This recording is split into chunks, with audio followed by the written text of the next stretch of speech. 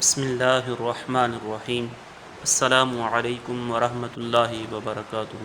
سامعین عظیم محتشم، اسٹوڈنٹ ای کیفے میں میں حافظ علی مراد آپ کی خدمت میں ایک نئے سبق کے ساتھ حاضر ہوں۔ ہم آج کے سبق میں تیسرے پارے کے مضامین پر مختصراً گفتگو کریں گے۔ تیسرے پارے کے شروع میں اس امر کا بیان ہے کہ اس حقیقت کے باوجود کہ اللہ تعالیٰ نے تمام نبی اور رسول علیہ الصلاۃ والسلام معزز و مکرم ہیں، ان کی شان بڑی ہے۔ اللہ تعالیٰ نے رسولوں میں ایک کے لیے دوسرے کے مقابلے میں فضیلت اور درجے کی بلندی رکھی۔ آیت نمبر 254 میں فرمایا کہ قیامت کے دن نیکیوں کا لین دین، دوستی اور سفارش نہیں چلے گی، اور کفار ہی حقیقت میں ظالم ہیں۔ قرآن کی عظیم آیت جو آیت الکرسی کے نام سے معروف ہے، یہ آیت قرآن کی سردار ہے۔ اس میں اللہ تعالیٰ کی توحید، شان جلالت اور وسعت قدرت بیان کرتے ہوئے یہ بھی فرمایا گیا کہ اس کے اذن سے ہی اس کی بارگاہ میں شفاعت ہوگی۔ آیت نمبر 258 میں حضرت ابراہیم علیہ الصلاۃ والسلام کے نمرود کے ساتھ اس مناظرے کا ذکر ہے، جس کے نتیجے میں وہ لاجواب ہوا۔ یعنی جب ابراہیم علیہ الصلاۃ والسلام نے یہ کہا کہ اللہ سورج کو مشرق سے نکالتا ہے، تجھے اگر خدائی کا دعویٰ ہے تو اسے مغرب سے نکال۔ آیت نمبر 273 میں فرمایا کہ صدقات و خیرات کے حقدار وہ لوگ ہیں جو جہاد فی سبیل اللہ، یعنی دین کے کسی کام مثلا دین کی تعلیم و تعلم میں مشغول ہوں اور انہیں طلب معاش کی فرصت نہ ہو، اور وہ اتنے خوددار ہوں کہ وہ لوگوں سے مانگتے نہ پھریں۔ ان کی حقیقت حال سے ناواقف آدمی انہیں مالدار سمجھے۔ آیت نمبر 274 میں فرمایا کہ سود خور کی مثال ایسی ہے جیسے کسی شخص کو شیطان نے چھو کر مخبوط الحواس کر دیا ہو۔ پھر فرمایا کہ سود کی حرمت کا حکم آنے کے بعد سود کا لین دین چھوڑ دو، ماضی کی خطا معاف ہے، البتہ اگر کسی شخص کے دوسرے کے ذمے سابق مالی واجبات ہوں تو اصل زر لے لے اور سود چھوڑ دے۔ آیت نمبر 282 میں مالی معاملات اور تجارت و لین دین کے چند بنیادی اساسی اصول بیان کیے ہیں۔ نمبر 1، دستاویزی شکل دو۔ نمبر 2، ادائیگی کا وقت مقرر کرو۔ نمبر 3، مالی معاملات کی دستاویز لکھنے پر قدرت رکھنے والے کو اپنے مسلمان بھائی کے لکھنے میں مدد کرنی چاہیے۔ نمبر 4، تحریر لکھوانا قرض خواہ کی ذمہ داری ہے۔ نمبر 5، تحریر لکھنے میں دیانتداری سے کام فرض ہے۔ نمبر 6، مقروض، نادان، کمزور یا تحریر نہ لکھوا سکتا ہو تو اس کا ولی تحریر لکھوائے۔ نمبر 7، تجارتی اور مالی معاملات میں 2 مرد یا 1 مرد اور 2 عورتوں کو گواہ بنانا چاہیے۔ نمبر 8، گواہوں کو گواہی دینے سے انکار نہیں کرنا چاہیے بلکہ خوش دلی سے گواہی دینی چاہیے۔ نمبر 9، گواہوں اور دستاویز لکھنے والے کو تحفظ فراہم کرنا عاقدین یعنی معاہدہ کرنے والوں کی ذمہ داری ہے۔ نمبر 10، گواہوں اور دستاویز لکھنے والے کو ایذا پہنچانا گناہ ہے۔ نمبر 11، گواہی کو چھپانا گناہ ہے۔ نمبر 12، حالت سفر میں کوئی لین دین کا معاملہ ہو تو کوئی فریق ضمانت کے طور پر چیز اپنے پاس رکھ سکتا ہے۔ نمبر 13، اگر دستاویزی ثبوت لکھنے یا گواہوں کے بغیر کسی نے اعتماد کر کے کسی کے ساتھ لین دین کیا ہو تو وہ دوسرے کی امانت واپس کرے۔ اور آخر میں فرمایا اس معاملے میں اللہ سے ڈرتے رہا۔ حضرات عزیز محتشم، یہاں پہ سورۃ البقرہ کا اختتام ہو جاتا ہے۔ اب ترتیب کے لحاظ سے قرآن مجید فرقان حمید کی تیسری سورت کی طرف ہم آتے ہیں، جسے آل عمران کہا جاتا ہے۔ آل عمران کی آیت نمبر 7 میں بتایا کہ آیات قرآنی کی 2 قسمیں ہیں۔ نمبر 1، محکم، یہ وہ آیات ہیں جن کی دلالت اپنے معنی، مفہوم اور منطوق پر بالکل قطعی اور واضح ہے۔ ان میں تمام شرعی احکام، حلال و حرام، فرائض و واجبات، حدود و فرائض اور اوامر وٹ ٹو ڈو اور نواہی وٹ ناٹ ٹو ڈو کا بیان ہے۔ نمبر 2، متشابہ، ان آیات پر ہر مومن کا ایمان لانا فرض قطعی ہے، اور جن کے معنی ہم پر واضح نہیں ہیں، ان کی مراد ہم اللہ پر چھوڑ دیتے ہیں۔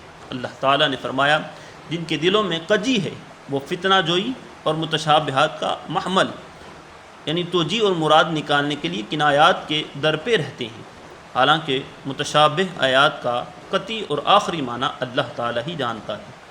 جنہیں علم دین میں مہارت حاصل ہے وہ کہتے ہیں کہ ہم ان پر ایمان لائے اور یہ سب ہمارے رب کی جانب سے ہے۔ آیت نمبر 14 میں بتایا گیا کہ انسان کی آزمائش کے لیے عورتوں اور بیٹوں کی جانب میلان، سونا اور چاندی کے جمع شدہ خزانوں، نشان زدہ گھوڑوں، چپایوں اور کھیتی باڑی یعنی مال و متاع دنیا، مختلف زمانوں میں اس کی ظاہری صورت جو بھی ہو کی رغبت کو آراستہ اور پرکشش بنا دیا گیا ہے۔ یہ سب دنیا کی زندگی کا سامان ہے اور عمدہ ٹھکانہ ہے، صرف اللہ کے پاس ہے۔ اس کے بعد بتایا کہ ان سے بہتر اور پائیدار نعمت اللہ کے پاس ہے جو جنت میں عطا ہوں۔ اگلی آیت میں مومنین مخلصین کا یہ شعار بتایا کہ جو یہ کہتے ہیں کہ اے ہمارے رب، بے شک ہم ایمان لے آئے، سو ہمارے گناہوں کو بخش دے اور دوزخ کے عذاب سے بچا۔ یہ لوگ صبر کرنے والے، سچ بولنے والے، اللہ کی اطاعت کرنے والے، اللہ کی راہ میں مال خرچ کرنے والے اور رات کے پچھلے پہر اٹھ کر اللہ سے بخشش کی دعائیں مانگنے والے ہیں۔ آیت نمبر 26 اور 27 میں اللہ تعالیٰ کی جلالت شان کو ان الفاظ میں بیان کیا گیا ہے۔ اے نبی کہو، اے اللہ ملک کے مالک، تو جسے چاہتا ہے ملک دیتا ہے اور جسے چاہتا ہے ملک چھین لیتا ہے، تو جسے چاہے عزت دیتا ہے، جسے چاہے ذلت میں مبتلا کر دیتا ہے۔ سب بلائی تیرے ہی دست قدرت میں ہے، بے شک تو ہر چیز پر قادر ہے۔ تو رات کو دن میں داخل کرتا ہے، دن کو رات میں، تو زندہ کو مردہ سے نکالتا ہے، مردے کو زندے سے، اور تو جسے چاہے بے حساب رزق دیتا ہے۔ آیت نمبر 31 میں اللہ تعالیٰ کے رسول مکرم صلی اللہ علیہ وآلہ وسلم کی عظمت شان کا ان الفاظ میں ذکر ہے۔ اس آیت میں واضح طور پر بتا دیا گیا کہ اگر بندہ اللہ کا قرب اور اس کی رضا کا طلبگار ہو تو اس کو فقط ایک ہی رستہ ہے، یعنی اتباع مصطفیٰ صلی اللہ علیہ وآلہ وسلم۔ آیت نمبر 35 میں حضرت مریم کا واقعہ بیان ہوا۔ عمران بن یحشم حضرت مریم کے والد ہیں، ان کی والدہ کا نام حنہ بنت فقوز مذکور ہے۔ اللہ تعالیٰ نے فرمایا، جب عمران کی بیوی نے عرض کیا، اے میرے پروردگار، جو حمل میرے پیٹ میں ہے اس کو میں نے تیرے بیت المقدس کی خدمت کے لیے اور دوسری ذمہ داریوں سے آزاد رکھنے کی نظر مانی ہے، سو تو میری طرف سے اس نظر کو قبول فرما، بے شک تو بہت سننے والا اور خوب جاننے والا ہے۔ پھر جب اس کے ہاں لڑکی پیدا ہوئی تو اس نے عرض کیا، اے میرے رب، میرے ہاں لڑکی پیدا ہوئی ہے جبکہ وہ بیٹے کی امید لگائے بیٹھی تھی، اور اللہ خوب جانتا ہے کہ ان کے ہاں کیا پیدا ہوا، اور میرا مطلوب لڑکا اللہ کی عطا کردہ لڑکی کی مثل نہیں ہو سکتا۔ میں نے اس کا نام مریم، اس کے معنی ہے عبادت گزار، رکھا ہے۔ میں اس کو اور اس کی اولاد کو شیطان مردود کے شر سے تیرے پناہ میں دیتی ہوں۔ اس کے بعد اگلی آیات میں یہ بتایا کہ اللہ تعالیٰ نے مریم کو اپنی بارگاہ میں قبول فرمایا اور اسے عمدہ طریقے سے پروان چڑھایا۔ حضرت زکریا علیہ السلام تربیت کے لیے ان کے کفیل بنے۔ حضرت مریم کو بیت المقدس کے ایک حجرے میں ٹھہرایا گیا۔ پھر جب حضرت زکریا علیہ السلام نے مریم کے پاس بے موسم کے پھل دیکھے تو حیران ہو کر کہا، اے مریم، یہ بے موسم کے پھل کہاں سے؟ حضرت مریم سلام اللہ علیہ نے کہا، یہ اللہ کی جانب سے۔ اس موقع پر حضرت زکریا علیہ السلام کے دل میں اولاد کی خواہش ابھری کہ جو رب مریم کو بے موسم کے پھل دے سکتا ہے وہ مجھے بڑھاپے میں اولاد بھی دے سکتا ہے۔ تب زکریا علیہ السلام نے اپنے رب سے دعا کی اور کہا، اے میرے رب، مجھے اپنی طرف سے پاکیزہ اولاد عطا فرما، بے شک تو ہی دعا کا بہت سننے والا ہے۔ پھر جب حضرت زکریا علیہ السلام حجرے میں کھڑے نماز پڑھ رہے تھے، فرشتے نے انہیں بشارت دی، بے شک اللہ آپ کو یحییٰ کی بشارت دیتا ہے جو کلمۃ اللہ یعنی حضرت عیسیٰ علیہ نبینا علیہ السلام کی تصدیق کرنے والے ہوں گے، سردار اور عورتوں سے رغبت نہ رکھنے والے ہوں گے اور نبی ہوں گے۔ پھر حضرت زکریا علیہ السلام اور ان کی بیوی کو بڑھاپے اور بظاہر نا امیدی کی عمر میں بیٹے کی پیدائش کی نشانی بتاتے ہوئے یہ فرمایا، تمہاری علامات یہ ہیں، تم 3 دن تک اشاروں کے سوا لوگوں سے کوئی بات نہ کر سکو گے، اور اپنے رب کا صبح و شام کے وقت کثرت سے ذکر کرو۔ پھر اللہ تعالیٰ نے فرشتے کے ذریعے حضرت مریم کو بیٹے کی بشارت دیتے ہوئے فرمایا ان کا نام مسیح عیسیٰ بن مریم ہے۔ آیت نمبر 77 میں اللہ تعالیٰ نے فرمایا جو لوگ اللہ کے عہد اور اپنی قسموں کے عوض تھوڑی قیمت لیتے ہیں ان لوگوں کے لیے آخرت میں کوئی حصہ نہیں، اور نہ ہی آخرت میں اللہ ان سے کلام فرمائے گا اور نہ ہی ان کو پکیزہ کرے گا۔ آیت نمبر 84 میں عالم ارواح کے اس عظیم واقعے کو بیان کیا گیا۔ تب اللہ تعالیٰ نے فرمایا کہ اے رسول صلی اللہ علیہ وآلہ وسلم یاد کیجیے جب اللہ نے تمام نبیوں سے پختہ عہد لیا کہ میں تم کو اپنی اپنی باری پر دنیا میں بھیج کر جو کتاب و حکمت دوں، پھر بالفرض تمہارے پاس وہ عظیم رسول آئیں جو اس چیز کی تصدیق کرنے والے ہوں جو تمہارے پاس ہیں، تو تم ان پر ضرور بضرور ایمان لانا اور ضرور بالضرور ان کی مدد کرنا۔